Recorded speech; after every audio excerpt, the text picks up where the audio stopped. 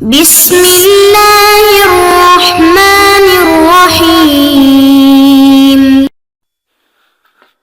اعوذ باللہ من الشیطان الرجیم۔ ولا تقولوا لمن يقتل في سبيل الله اموات بل احياء ولكن لا تشعرون۔ محترم سامعین، سبق نمبر 156 آیت نمبر 154 کا درس ہے۔ آیت کریمہ کا ترجمہ: اور مت کہو ان لوگوں کے بارے میں جو قتل کر دیے گئے اللہ کے راستے میں کہ وہ مردہ ہیں، بلکہ وہ زندہ ہیں اور تم نہیں سمجھتے ان کی زندگی کو۔ آیت کریمہ کا ماقبل سے ربط یہ ہے کہ جب اتباع رسول کے اندر اور سنت اور دین کے اوپر پابندی کے وقت جب انسان صبر کرتا ہے، ذکر کرتا ہے، شکر کرتا ہے اور دین پر استقامت اختیار کرتا ہے، تو بسا اوقات اس راستے میں انسان کو شہید کر دیا جاتا ہے۔ تو اب شہداء کی شان کا بیان ہے کہ اگر صبر اور شکر اور نماز کی حالت میں شہید کیا گیا تو اس کو یہ نہ سمجھو کہ وہ عام مردوں کی طرح ہے، معنی ضائع ہے، بلکہ اس کا ایک خاص مقام ہے اور وہ جنت کے اعلیٰ مقامات کے اندر ہے۔ اور ربط زمانی بھی ہی آیت کا ماقبل کے ساتھ ہے کہ تحویل قبلے کا مسئلہ جو ہے یہ رجب کے مہینے میں آیا کہ بیت المقدس سے بیت اللہ کی طرف آپ صلی اللہ علیہ وسلم کو جو حکم ملا، تو رجب کے بعد قریب ہی رمضان کے مہینے میں 17 رمضان کو واقع بدر ہوا اور جس کے اندر 14 صحابہ اکرام شہید ہوئے۔ تو گویا کہ یہ تحویل قبلے کے مسئلے کے بعد گویا کہ واقع بدر قریب 2 مہینے کے اندر ہوا ہے اور اس میں 14 صحابہ شہید ہوئے۔ تو اس لیے شہداء کا مقام اور شان بیان ہے کہ وَلَا تَقُولُوا لِمَن يُقْتَلُ فِي سَبِيلِ اللَّهِ أَمْوَاتٌ، کہ شہداء کے بارے میں ایسا خیال نہ کرنا جو کہ انسان عام مردوں کے بارے میں کیا جاتا ہے، بلکہ ان کا ایک خاص مقام، خاص مرتبہ ہے۔ یہی آیت سورہ آل عمران کے اندر بھی ہے اور وہاں وَلَا تَقُولُوا وَلَا تَحْسَبَنَّ الَّذِينَ قُتِلُوا فِي سَبِيلِ اللَّهِ، وَلَا تَحْسَبَنَّ ہے اور یہاں لَا تَقُولُوا ہے۔ فرق دونوں میں یہ ہے کہ وہ جو خطاب ہے وہاں منافقین کو ہے، تو منافقین کا جو عقیدہ ہے شہداء کے بارے میں وہ عقیدہ برا ہے۔ وہ عقیدہ رکھتے ہیں کہ یہ ضائع ہو گئے، یہ مر گئے اور بے جا چلے گئے، ان کو کچھ فائدہ نہ ہوا۔ تو وہاں لا تحسبن کہا ہے کیونکہ لا تحسبن کا معنی ذہن میں، عقیدے میں، خیال میں یہ نہ لاؤ۔ چونکہ ان کا عقیدہ یہ تھا تو اس پر تردید تھی کہ شہداء کے بارے میں اموات مردہ کہنا، ان کو ضائع کہنا، یہ عقیدہ مت رکھو۔ اور مومن کا تو عقیدہ نہیں ہے کہ شہید جو ہے نا وہ ضائع اور برباد ہے، عام مردوں کی طرح ہے، بلکہ کبھی زبان سے ایسا لفظ نکل جاتا ہے جو بے ادبی کا ہے، یہ تو عقیدہ تو مومن کا نہیں ہے، صرف زبان سے کبھی ایسا لفظ کے نکل جانے کی وجہ سے مومن کے بارے میں کہا وَلَا تَقُولُوا، کہ مت کہو زبان سے۔ اس لیے یہ فرق ہے سورہ آل عمران کی اور اس آیت کا۔ لام میں یہ لام شانیہ ہے کہ شہداء کی شان اور ان کے مرتبے کے بارے میں مت کہو۔ یقتل قتل سے ہے، قتل کا معنی ایسے آلے کے ساتھ کسی کو مارا جائے جس کی وجہ سے انسان کے جسم سے، بدن سے روح نکل جائے، انفکاک الروح عن الجسد، تو یقتل معنی اس کو قتل کر دیا جائے۔ اموات یہ مقولہ ہے لا تقولوا کے لیے، اور مقولہ جو ہوتا ہے وہ جملہ ہوتا ہے، تو اصل میں یوں عبارت ہے وَلَا تَقُولُوا لِمَن يُقْتَلُ فِي سَبِيلِ اللَّهِ هُمْ أَمْوَاتٌ، کہ وہ مردہ ہیں۔ یہاں پر سوال یہ پیدا ہوتا ہے اور علامہ ابن جوزی رحمہ اللہ نے اس سوال کو اٹھایا ہے کہ قرآن کہتا ہے کہ ان کو اموات مردہ مت کہو، حالانکہ یہی دوسری آیات کے اندر اور احادیث کے اندر اور فقہ کی عبارات کے اندر جو شہید ہے قتل فی سبیل اللہ ہے اس کو تو اموات مردہ کہا گیا ہے، جیسے سورہ حجر کی آیت ہے اموات غیر احیاء، کہ جن معبودوں کی عبادت کی جاتی ہے اموات وہ مردہ ہیں، غیر احیاء وہ زندہ نہیں، تو وہاں ان کو تو اموات کہا گیا کیونکہ وہ جن معبودوں کی عبادت کی جاتی ہے ان میں بعض شہداء بھی ہے، تو شہید کی عبادت کی جاتی ہے تو شہید کے بارے میں گویا کہ اموات کہا کہ وہ مردہ ہے، غیر احیاء زندہ نہیں ہے، یعنی حیات دنیاوی کی طرح زندگی نہیں ہے۔ اسی طرح انک میت و انہم میتون کی جو آیت ہے وہاں نبی علیہ السلام کے بارے میں تو میت کا لفظ کا اطلاق کیا گیا ہے،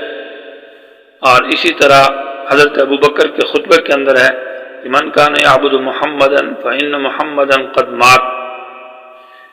اور جب باب الشہید کے اندر فقہا ذکر کرتے ہیں، علامہ شوکانی بدائع الصنائع کے اندر باب الشہید میں، تو وہاں میت کا لفظ انہوں نے استعمال کیا ہے شہید کے بارے میں۔ تو اس کا جواب علامہ اور مفسرین نے یہ دیا ہے کہ لا تقولوا لمن يقتل في سبيل الله اموات بمنزلة غيرهم من الاموات۔ معالم التنزیل میں علامہ فرا بغوی مفسر ہے، انہوں نے جواب دیا کہ بمنزلة غيرهم من الاموات، کہ عام مردوں کی طرح نہیں ہے بلکہ ان کے لیے ایک خاص مقام، خاص مرتبہ، خاص شان ہے، مردے تو ہے لیکن عام مردوں کی طرح نہیں۔ اور بعض حضرات نے جواب دیا تفسیر خازن وغیرہ نے کہا سائر الاموات یعنی باقی مردوں کی طرح نہیں ہے، تو عام جیسے ایک انسان دنیا سے مر جاتا ہے وہ اس کا ایسا خاص مقام اور مرتبہ نہیں ہے جو مرتبہ اور جو مقام شہید کو ملتا ہے، تو یہ معنی ہوگا۔ بل احیاء عام مردوں کی طرح نہیں ہے، تو کس طرح ہے؟ بل احیاء معنی عام کی طرح نہیں، بل احیاء بلکہ ایک خاص قسم کی حیات حاصل ہے۔ تو بل احیاء کا معنی تو یہ بھی نہیں کیا جا سکتا کہ وہ حیات دنیاوی ہے کہ دنیا کی حیات کے ساتھ زندہ ہے، کیوں یہاں تو یہ ہے کہ ان کو تو میت کہا گیا ہے، وہ دنیا سے چلے گئے، ظاہری موت کا اطلاق ان پر ہو چکا ہے۔ اور بل احیاء کا یہ معنی بھی نہیں کیا جا سکتا کہ وہ آخرت کی زندگی مراد ہے، اس لیے کہ وہ تو سب کے لیے ہوگی آخرت میں، وہ مومن غیر مومن کافر وہ سب کو زندہ کیا جائے گا۔ اور جبکہ معتزلہ کا مسلک بھی یہ ہے کہ بل احیاء کا معنی بل سیحیون کہ ان کو زندہ کیا جائے گا آخرت میں، وہ یہ تعویلی ترجمہ کرتے ہیں۔ تو جبکہ بل احیاء سے دنیا والی حیات بھی مراد نہیں ہے اور آخرت والی حیات بھی مراد نہیں ہے، تو ظاہر بات ہے بل احیاء کا معنی یہ حیات برزخیہ، حیات فی القبر مراد ہے کہ یہ خاص قسم کی حیات ہے، کیونکہ یہ حیات جو برزخ والی ہے، پردے والی حیات ہے، حیات فی القبر، اس لیے کہا ولیکن، یہ ولیکن دفع الاستدراک ہے کہ جب وہ حیات دنیا کے ساتھ نہیں ہے اور آخرت کے ساتھ نہیں تو پھر وہ کون سی حیات ہے، کیا اس کو ہم کہیں؟ تو جواب دیا کہ ولیکن لا تشعرون، تم اس کا شعور نہیں رکھتے ہیں، اس کی حقیقت کو تم نہیں سمجھ سکتے، گویا کہ وہ حیات فی القبر، حیات برزخیہ جو ہے اس کی حقیقت اور پوری کیفیت کا انسان ادراک نہیں کر سکتا، بلکہ اتنا عقیدہ اس پر رکھے گا کہ حیات حاصل ہے اور اس کی حقیقت کیا ہے، واللہ عالم۔ گویا کہ آدھی تفسیر جو ہے لا تشعرون کے اندر اس کو حذف کر دی گئی۔ شہداء یا عام حیات کے بارے میں اہل سنت والجماعت کے دو مسلک ہیں۔ ایک مسلک یہ ہے کہ حیات جو ہے روح جسد سے الگ ہے، حیات روح کو بھی حاصل ہے اور حیات جسد کو بھی حاصل ہے، لیکن یہ ہے کہ روح جسد سے الگ ہے، جسد کے اندر نہیں ہے۔ یہ اہل سنت والجماعت میں جمہور کا مسلک ہے، عام جمہور کا مسلک یہی ہے۔ اور جسد کو جو حیات حاصل ہے فیہ نوع من الحیات بقدر ما یتعلم و یتلذذ،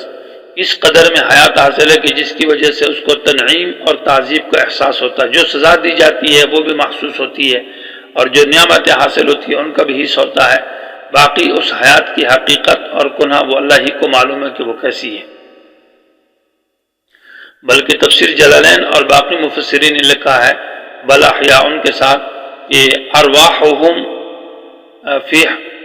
فی حواصل طیر خضر تسرح فی الجنہ، کہ ان کی ارواح جو ہے وہ سبز پرندوں کے پنجوں کے اندر ہے، پنجروں کے اندر ہے، اور وہ جنت میں سیر کرتی ہے۔ تو روح کو، جسد کو جو حیات حاصل ہے، چاہے وہ جسد قبر میں ہے یا قبر کے علاوہ کسی اور جگہ میں آگ میں جلایا گیا یا سمندر میں یا جہاں کہیں اس کے ذرات ہیں، تو اس کو وہ حیات حاصل ہے، اور روح کو بھی حیات حاصل ہے، لیکن روح جسد کے اندر نہیں۔ البتہ عود روح جو جسد میں ہوتا ہے تو وہ ایک حدیث میں آتا ہے، اور حدیث بالکل صحیح ہے، لیکن الصارم المنکی، یہ حنبلی مذہب والے ہیں، انہوں نے لکھا ہے کہ لا یقتضی الحیات، کہ روح کا جسد میں آنا یہ حیات مستمرن، یہ دائمان کا تقاضا نہیں کرتا کہ ہمیشہ حیات ہوگی اور روح جسد کے اندر ہوگا، بلکہ عود بھی متشابہات میں سے ہے، اس کی کیفیت اللہ کو معلوم ہے کہ وہ کیسا ہوتا ہے، لیکن عود ہوتا ہے روح کا جسد کی طرف۔ جبکہ دوسرے بعض اہل سنت والجماعت کا مسلک یہ، جس میں شاہ ولی اللہ محدث دہلوی اور بھی بہت سارے اہل سنت والجماعت ہیں،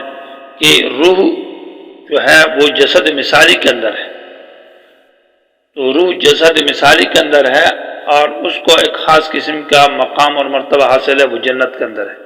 پھر مستقر ارواح کا چونکہ الگ مسئلہ ہے، تو مستقر ارواح کے اندر وہ تقریباً 18 اقوال ہے، کوئی کہتا ہے جنت، کوئی کہتا ہے علیین، تو یہ ہے کہ تحت العرش ہے، اور وہ علیین جنت کا مقام ہے اور وہاں ہے۔ اور چونکہ احادیث جو ہے اس بات پر دلالت کرتی ہے کہ عذاب جو ہے، ایک ہے عذاب القبر اور ایک ہے عذاب فی القبر، دو بات۔ عذاب القبر کا معنی قبر کا عذاب، تو ایک ہے عذاب فی القبر، اس قبر میں عذاب۔ تو حدیث بخاری ہے کہ اس قبر کے اندر بھی عذاب دیا جاتا ہے اور سزا بھی ملتی ہے، مثلا وَإِنَّهُمَا لَيُعَذِّبَانِ فِي قُبُورِهِمَا، ان دونوں کو ان کی اس قبر کے اندر سزا دی جا رہی ہے۔ تو گویا کہ حیات حاصل ہے، تو اسی حیات کے اوپر تنعیم بھی ہے اور اسی کے اوپر تعذیب بھی ہے، اور اسی قبر کے اندر بھی ہے۔ برزخ عام ہے، برزخ جو ہے وہ قبر بھی ہے، اور قبر کے علاوہ جو جہاں کئی جگہ ہے اس کو بھی برزخ کہا جاتا ہے، اور قبر جو ہے یہ برزخ کا ایک خاص جگہ ہے، تو اس میں یہ معنی ہوگا۔ پھر یہ ہے کہ انبیاء کو حیات جو ہے اس سے بڑھ کر حاصل ہے، اور اس کے بعد شہداء کو اپنے اپنے مقامات پر۔ باقی اس کی یہ جو اجمالی عقیدہ ہے اتنا رکھنا ضروری ہوگا کہ تنعیم اور تعذیب اور حیات حاصل ہے، اور اس کی حقیقت اور کیفیت اللہ ہی کو معلوم ہے۔ وَلَنَبْلُوَنَّكُمْ بِالشَّيْءٍ مِّنَ الْخَوْفِ